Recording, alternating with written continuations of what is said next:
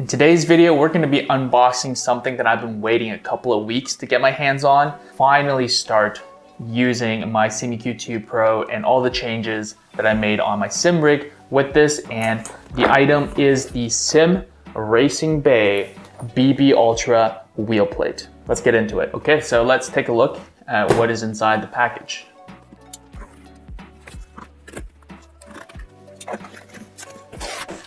Great to see that it comes double boxed.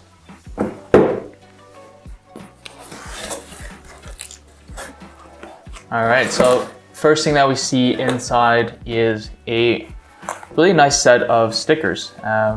They have a glossy coating on them, and looks like there's actually quite a good set of pre-made stickers on different types of functionality that you might want to assign to your wheel plate. So there's a foam insert, and cool to see that it's not applying too much pressure onto the buttons that protrude out of the face of the plate themselves. More foam packaging. So let's set this to the side. We have some hardware and some spacers. So we'll see what this is for. I'm not quite sure exactly how I might use this just yet.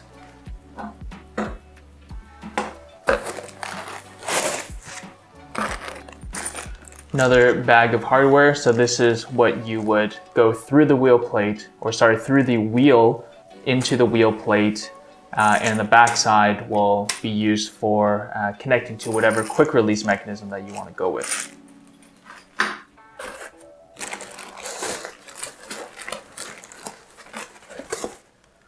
All right, cool. So I think that's everything. Overall, I'd say so far A+ on the packaging. The foam cutouts and inserts are great and really accommodating to the shape of the wheel plate itself. Especially cool to see that they had the cutouts for the buttons at the top, so you don't apply too much pressure to them during shipping.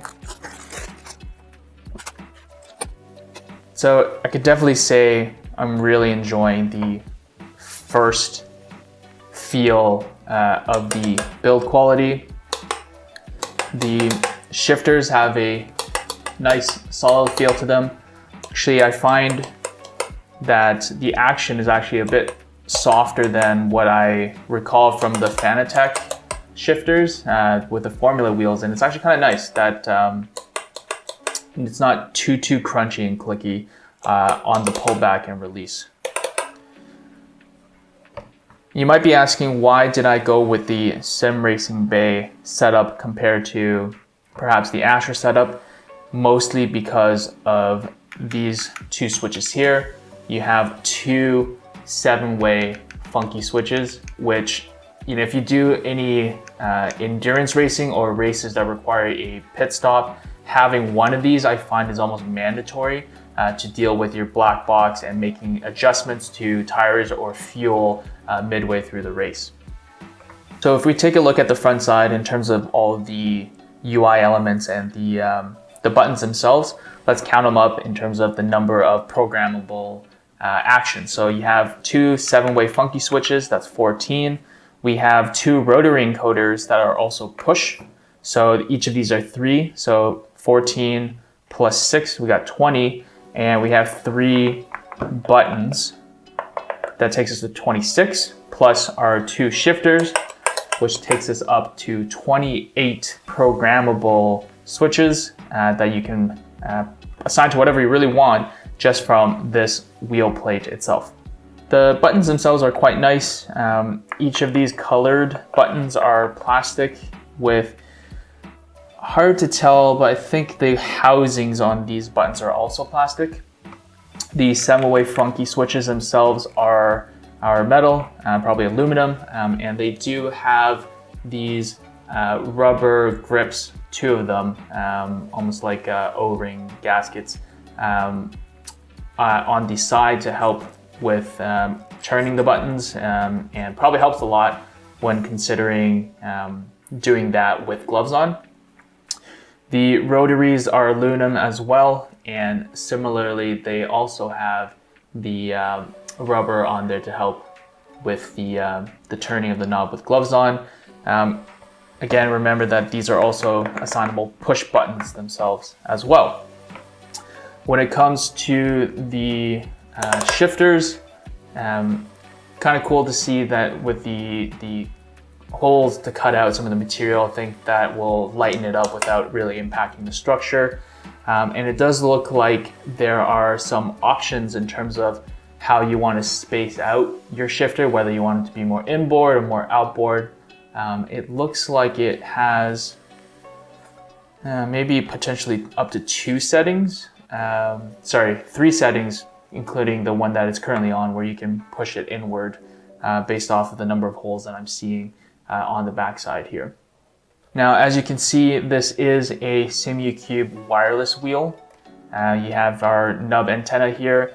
We have a battery slot that you can remove the backing to replace the battery in here, and your on-off switch right here. You see it flashing when I turn it on. Now, these batteries are meant to last more than a year, potentially even 2 years with moderate use, but they do recommend that you have a spare with you, just in case, if there was a draw or the battery wasn't full for whatever reason when you buy this wheel plate.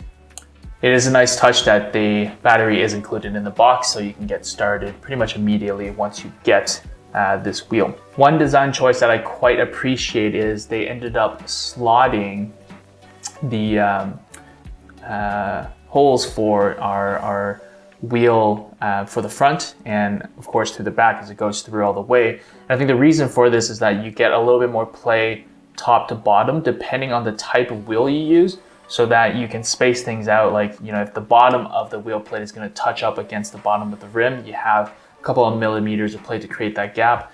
Similarly, when you think about holding the wheel like this, I'm sure that top-down plate can also help with the thumbs if it's going to get pinched, or the shifter is going to get in the way of part of the wheel. Just gives you a little bit more variety in terms of the wheels that you can actually place on the front of this.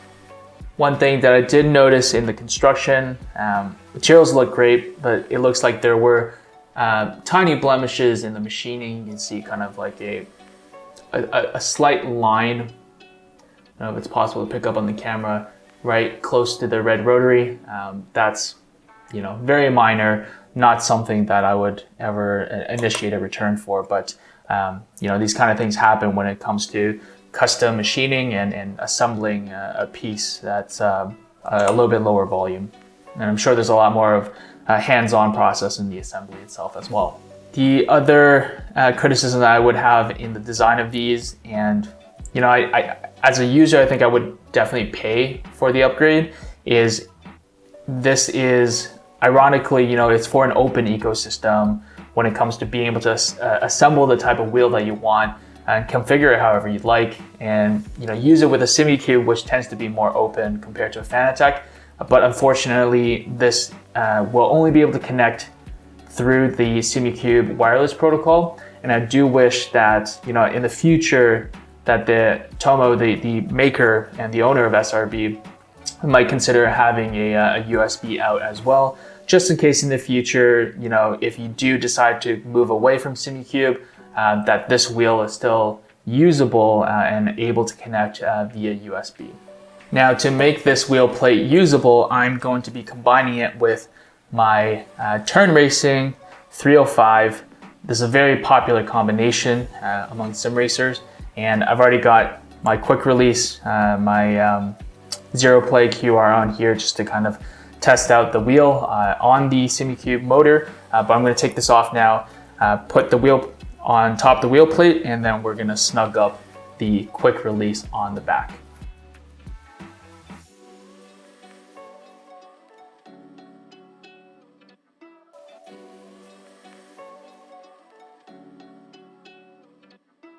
So one thing to watch out for is, depending on the QR you're using, in the lowest configuration, the battery door is going to be covered. I think it's a fair compromise, but maybe something to look into is if this door could be smaller, but probably not, as in thinking about the design of this, you have to base this door off the size of the actual battery being used. Okay, so this is what it's gonna look like fully assembled. I think this looks like a really sweet looking wheel, the red and the blue, the black. Even with the Turn Racing logo, I think that looks, in my mind, looks quite amazing. So I'm very excited to try it out.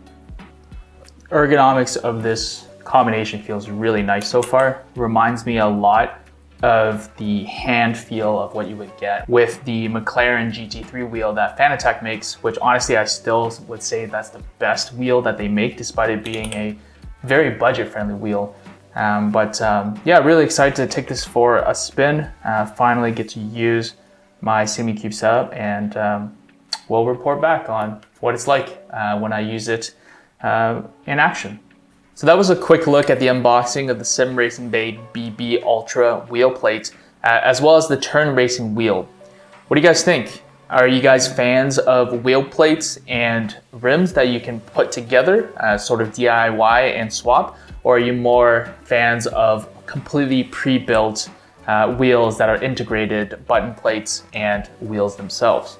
Drop a comment below on what your preferences are and what you decided to personally go with for your rig. Thanks for watching the video, and we'll catch you guys in the next one.